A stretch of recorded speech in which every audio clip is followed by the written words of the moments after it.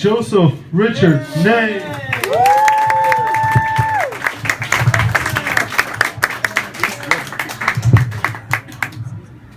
Fasil, I do appreciate the opportunity, but next time if you could put me on before John Levine's obesity jokes. Thank you.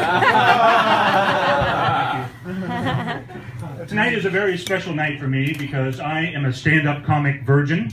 For those of you that can't tell by the context, what that means is I tell jokes and I've never had sex. So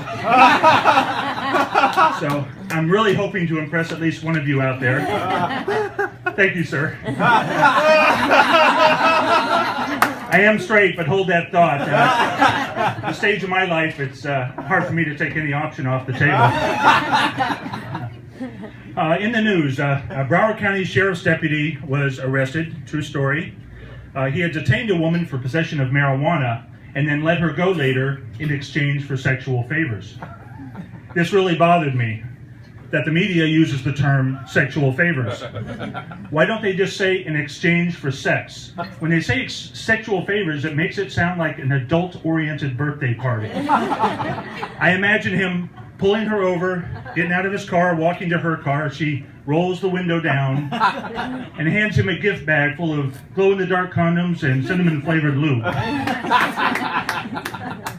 I think I just let everybody in here know I have a cheap car because this is how I roll my window down. And I just made the connection. Maybe the cheap car is the reason I'm still a virgin. So. But I'm continuing to follow that story, though, because I'm interested to see if he's found guilty, if the judge is going to sentence him based on the 1 to 10 hotness scale of the woman he did this with. So if she's a 10, he'll get 10 months in jail. 9 months in jail, and so forth. Now, if she's a 1 or a 2, there'd be no jail time because he will have already performed his community service.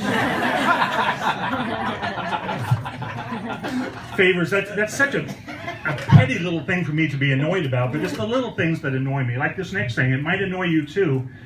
Don't you hate it when the stores put out the seasonal items way too early? Yeah, in the summer you start seeing Halloween stuff. In the fall you start seeing Christmas stuff. It really pisses me off. Last November I went into Publix. It wasn't even winter yet, and they already had spring water on the shelves. Went to my brother's in South Carolina. One afternoon I was poking through his garage, and back in the corner I found this old Persian oil lamp. You know, the Aladdin style lamp? So just for fun, I rubbed it, and of course a genie popped out. He said, "Thank you, I will grant you 1 wish."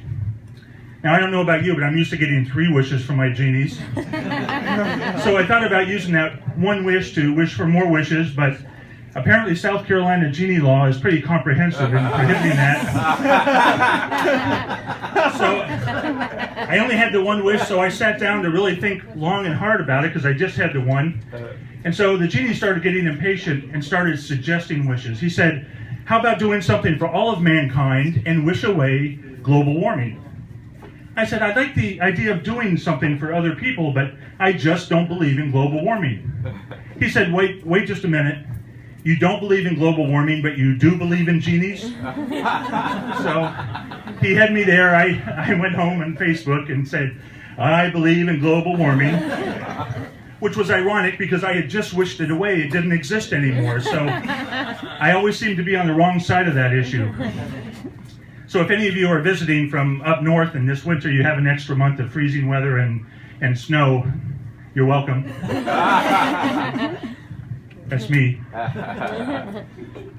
Facebook. I think people are running out of things to say on Facebook, and I'm starting to see all these made-up questions, the hypotheticals or the what-ifs.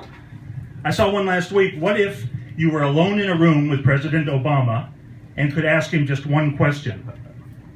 That's a no-brainer for me. I knew exactly what I would ask him. "Mr. President, given all the security issues you've had recently with your Secret Service, why are they letting you be alone in the room with somebody?"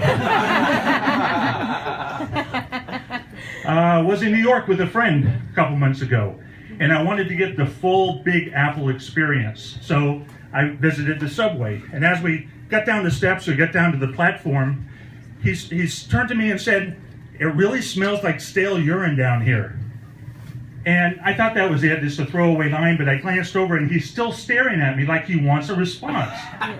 So now I can't enjoy the ambiance of New York City mass transit. I have to be on. I have to think about this and respond to him. Do I agree with him and acknowledge that I'm familiar with the odor aging process of human waste? But then I thought, no. Why is he putting this on me?